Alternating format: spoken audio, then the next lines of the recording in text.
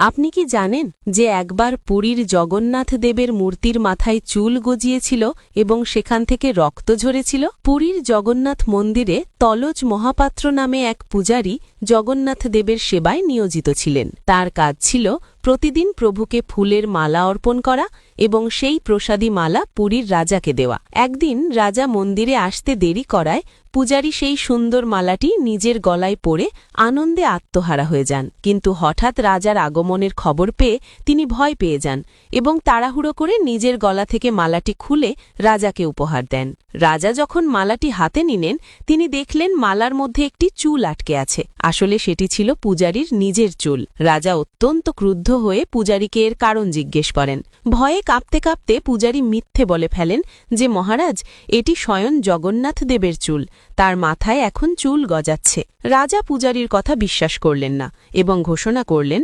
আগামীকাল সকালে যদি প্রভুর মাথায় চুল না দেখি তবে তোমাকে রাজ্য থেকে নির্বাসিত করা হবে। পুরো রাত পূজারী কান্নাকাটি করে জগন্নাথ দেবের কাছে প্রাণ ভিক্ষা চাইলেন। পরদিন সকালে যখন রাজা মন্দিরে এলেন, তিনি এক অবিশ্বাস্য দৃশ্য দেখে স্তম্ভিত হয়ে গেলেন। তিনি দেখলেন জগন্নাথ দেবের মাথায় সত্যিই ঘন কালো কোঁকড়ানো চুল গজিয়েছে এবং সেই চুল এত লম্বা যে তা রত্নসিংহাসন স্পর্শ করছে। রাজা তখনও ভাবছিলেন হয়তো এটি কোনো নকল চুল। পরীক্ষা করার জন্য তিনি যখন একটি চুল টেনে ছিঁড়তে গেলেন, অমনি অলৌকিকভাবে সেই মূর্তির মাথা থেকে জ্যান্ত মানুষের মতো রক্ত ঝরতে শুরু করল। নিজের ভুল বুঝতে পেরে রাজা পূজারীর কাছে ক্ষমা চান এবং জগন্নাথ দেবের এই অপার মহিমা দেখে ধন্য হন। গল্পটি ভালো লাগলে কমেন্টে লিখুন, জয় জগন্নাথ।